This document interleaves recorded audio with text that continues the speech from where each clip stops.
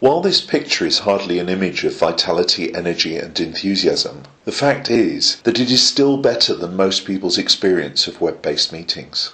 Every year, the average executive will spend £20,000, 34 tonnes of carbon and 900 hours away from home and office to sit in situations like this, rather than conduct their meetings over the web. Why? Why do we have such a big problem with web-based meetings? We can present the same slides as we do in a physical meeting simply by opening a meeting window on our computer screen. We can get to watch the presenter, and just like in a real meeting, we can project Excel spreadsheets and flip chart the actions. And if they have their webcams turned on, we can sometimes see the other participants. As we make our presentation, our hope is that our compelling case and our well-structured arguments might fire their enthusiasm. But the reality is more often that their minds are somewhere else, and it is not unusual to discover that they've popped out of the office, or on another call, or texting, or doing their emails. So why the disengagement? The fact is that the two environments could hardly be more different, and each has different strengths and different weaknesses. The physical environment is suited to our natural ways of engaging and keeping tabs on things, but is actually quite limited in terms of what we can practically do there. While the virtual environment offers us tremendous analytical and creative facilities, but is constrained in terms of how it works with our faculties. In any other business situation, we would very quickly grasp that the two situations require different processes to get the best out of each one. But for some reason, in respect of web-based meetings, this simple truth has passed us by, and we need to revisit it if we're to have any hope of utilising the potential that web-based meetings really have for us. It is true that there are a lot of things that we can do in physical meetings which are very poorly served by the web-based environment. It's almost impossible to pick up on people's body language, their mannerisms, or their facial expressions. We also lose use of eye contact to pick up on subconscious signals. Furthermore, we lack the connections to pick up on the atmosphere of the meeting or nuances in other people's responses, and there is little opportunity to further build on our relationships through offline chit-chat. For most people, that is the end of the list of differences. They only look as far as what they cannot do and conclude that the web-based medium is inevitably inferior. But there are positive differences also. So what might we gain in the web-based environment? Depending on which permissions have been switched on by the meeting organiser, we have the use of back channels for offline questions, feedback and encouragement, which is remarkably easy and can guide the flow of the meeting without disrupting it. Everybody can contribute their ideas to everyone else at the same time, without waiting for a gap in the conversation, and they can also annotate each other's contributions as they go. Notes, output, conclusions, actions can be instantly downloaded by everyone, and because of this, scribbling minutes or personal records is unnecessary. There are tools to flag up choices or reactions instantly, and see the overall picture and strength of feeling at a glance, without having to guess. Papers brought to the meeting can be instantly shared with everyone, even in the background, and if you need a Manila-based subject expert to speak to the meeting for 5 minutes, it is an easy and economic thing to arrange. What is more, all the notes and flip charts can be left where they were put, untouched from one meeting to the next. It is as though you can have your own exclusive and unlimited project office for every separate topic, issue and team. Any member of the team can zoom in to any output on any wall at any point in time, and those outputs can make use of the very best creativity and decision-making tools available. What you can do within a web-based meeting is actually a much longer list than what you cannot do. But in our experience, most people are largely unaware of that list. But does the list of what you can do outweigh the list of what you can't? Do the gains outweigh the losses? Currently, for most organisations, the answer is sadly not. It is not that the list of what you can do is not impressive. It is just that for it to balance what you cannot do, these things have to be harnessed into a meeting process which can make use of them, and until they are, they will remain largely idle and unknown.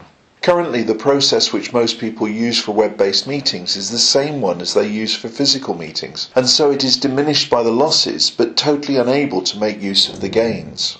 So what sorts of processes are people using that do make use of the gains? Let us take a very quick run through what a meeting process designed for the web-based environment actually looks like. But first, a health warning. The concepts will come thick and fast, and you may want to watch this next bit through a couple of times and pause it occasionally if what we are covering is entirely new to you. The first thing to note is that you're not constrained to any one room or any one perspective in the way that you are in the physical realm. Multiple windows within your screen can provide you with the option to be in several places at once and to be doing different things with different tools in each. In one, your team can be working together to develop a shared vision of what their organisation is trying to achieve, each contributing their thoughts directly and concurrently, reading each other's inputs, using colour to see who has put in what, and to clarify it with them directly. Working together to capture everything that is important to them, and then regrouping it collectively into a coherent picture. Everyone able to edit everything, and thereby take ownership for the whole. And the same movement and annotation functions can be used to develop appropriate metrics and reach consensus on the targets the team intends to pursue, using verbal and annotated debate as appropriate, with people moving their avatar as they're influenced by the points raised. In another, your team could be using a problem-solving tool to examine the recent drop in revenue. Initially, the team can be divided up to look at different types of root cause and to use their experience to capture the likely influences. And then, having done that, the sub-teams can move around and build on the ideas already there. Or they can merge back into the larger team and use their experience to rank where they intend to begin their investigation. Everybody involved and contributing, everybody committed to the conclusion. Perhaps when they have completed their analysis, they will use another of the extensive range of problem-solving and creativity tools that are available, of which this is just a small selection, to think about the solutions. Or they might go on to list out the next steps, each person typing in their thoughts on what needs to happen, adding taskbars to reflect timescales, and adjusting precedents based on their knowledge and experience. Taking ownership of tasks by recolouring them and indicating their overall agreement through the feedback window, which they can also use to flag up issues or to indicate preference, either during or as a stimulus to verbal debate. They can introduce additional actions or notes collectively using the shared notes function, and at any point in time, each member of the team can capture what they need to document their agreements and their actions. And when they have completed the body of the meeting, they can paste the outputs into other displays, creating an instant project room which can be edited and added to by the team, both collectively and individually as people make progress and want to update the situation. Multiple individuals able to zoom in and annotate at the same time, or isolated visitors working in between meetings to see the progress to date, maintain an accurate picture, and keep everyone in the loop. Of course, if this process is entirely new to your organisation, it will take a bit of getting used to, and if we can learn anything from our experience of web-based meetings to date, it is the tendency of people to see the risks and downsides before we properly register the potential. But web-based meetings are here to stay, and they desperately need a process which makes better use of their strengths, rather than one which emphasises their weaknesses.